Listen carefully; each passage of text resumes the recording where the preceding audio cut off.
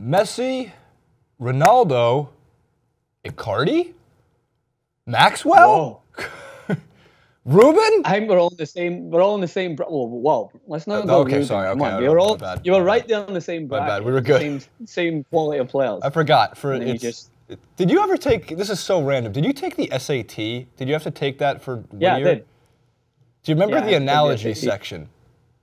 Mm-hmm. It would be like Icardi is to Maxwell as, and after this weekend, cleverly is to Rubin. I remember it vividly. The math section made me contemplate whether I really wanted to come to America. To come to the United States. I was actually, like, why am I doing this? Do they teach you American measurements and shit? I don't even know if that's on the they teach Jason, you inches, feet. Math is the same. It's just different measurements. Is it? I wasn't sure if it was backwards. Like we do, parentheses, exponents, multiply, like division. Like maybe you guys do like addition and subtraction, then you do parentheses. I don't know. Like, could you imagine? Millimeters, feet, kilometers, metric system. It's all a big problem. On to Icardi. A bigger problem. Icardi holding up his shirt. Francis Maxwell in the Inter versus AC Milan Derby. The Milan Derby. I finally say Derby now, which is let's see. You see what you've done to me. This is your fault. Derby. A hat trick, a 3-2 victory in arguably the best game of the weekend across all leagues. Does Icardi belong? Don't take this the wrong way, world, in the conversation with Ronaldo, Messi, but in what he means to his team. And do you think it was right of him to channel the two best players in the world after scoring a hat trick and leading his team? Well, I think that in Icardi's mind, he's not channeling anyone other than himself. Like, even if he does celebrate like that, he's just showing to the fan base, which is a rabid fan base around Milan, that he is the man in this city. Because Inter and AC, albeit, I'm going to be honest, I haven't watched a Milan derby aside from this one in quite some time, because both teams have definitely fallen off the radar. Now, there's always a level of intensity around this game that I think deserves to be watched. I remember classics from years ago with Andrei Shevchenko, Christian Vieri, Ronaldo, just Maldini, the legends go on. Both Milan teams have blessed us with such phenomenal games and matches that I think will live long in the memory of everyone. But both of their teams' demise and the fact that Juventus, with the likes of Napoli being the strongest challenger to them, who deserve a lot of credit, have risen up to the point where they deserve to be watched again in regards to how much this performance was almost nostalgic, the way that I watched it. It was like, yes, the Milan teams now, they're not back to where they used to be, but the competitiveness and the fire is there in this game. Because AC Milan, we know, Jason, made incredible moves. We're still waiting to figure out why Bonucci left. We're still waiting to figure out the dirt that's been digged up. I know you're working hard on that. TYT investigates why Bonucci left Juventus. There's going to be something in there. Send me to Turin right now. I'll have a blast.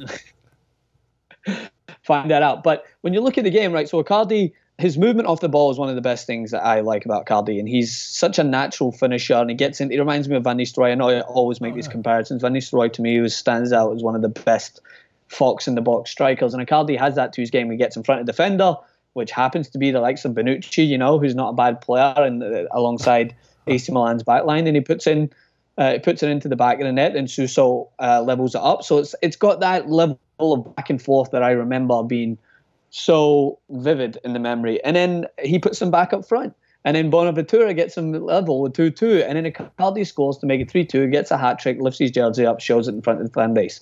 That was his message to say, Inter is the team in Milan. I don't care how much money AC Milan spent in transfer. I don't care how much they're getting invested by Chinese billionaires. We are going to be the team that carries forth Milan, the city, back to where it should be in European football. And I think that was a message that rung true to me, seeing his performance. And it was great to see the coach afterwards say that he's still got a lot to offer. Icardi has still got lengths to go. This is not the peak of his career. He's got so much more to offer. And I think that the game itself was hailed all across Europe as, okay, we see you, Milan Derby. We see that you're back to where it should be.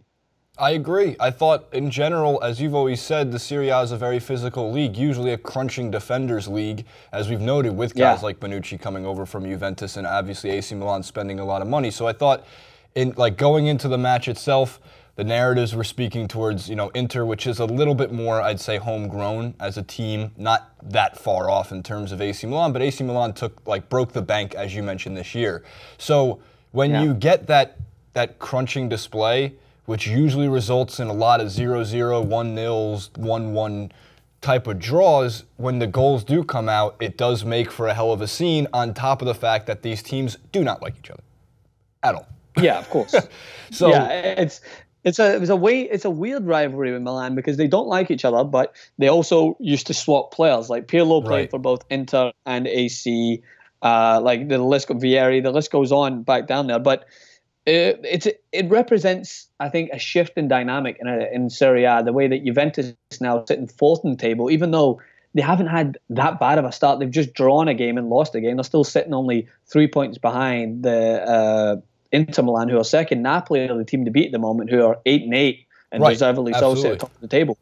But Inter Milan haven't lost either. They're only 2 points adrift, and it's good for the league that the competitiveness is there. Juventus have been dominant despite challenges from Napoli in the past couple of years, have been so dominant at the top of the table that the Scudetto is just often expected to go back to Turin. But I think that Inter, with this performance, AC have not shown the immediate I think benefits from their big spending. They're sitting 10th in the table. They've won 4 and lost 4. Well, that plays to your point about Man City. If you want to buy a team, that's fine, but it's not like it's going to immediately translate into wins, into steady play. Absolutely. There's a lot that goes into it.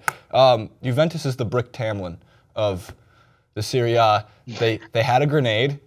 They didn't know how they got it.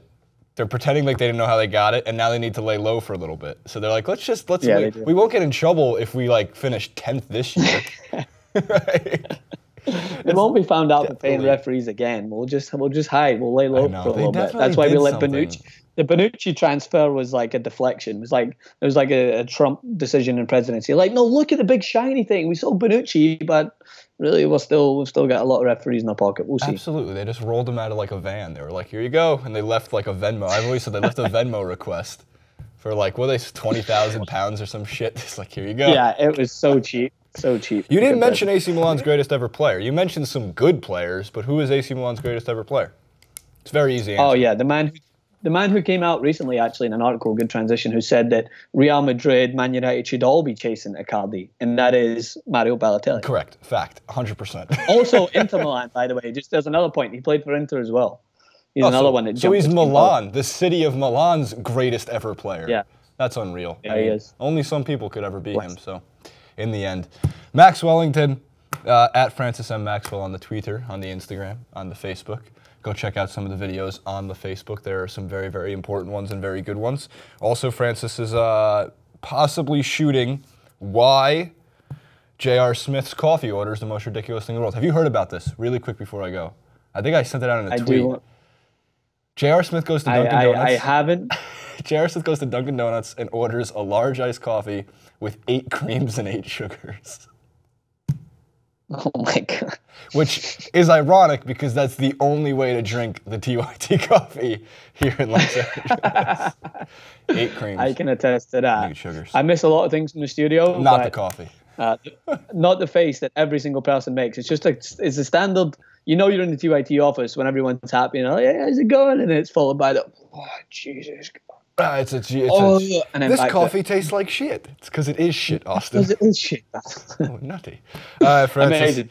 We'll see you soon, buddy. And I mean, I talk to you every day anyway, so maybe the audience will see you soon too. They will do. Adios, my friend.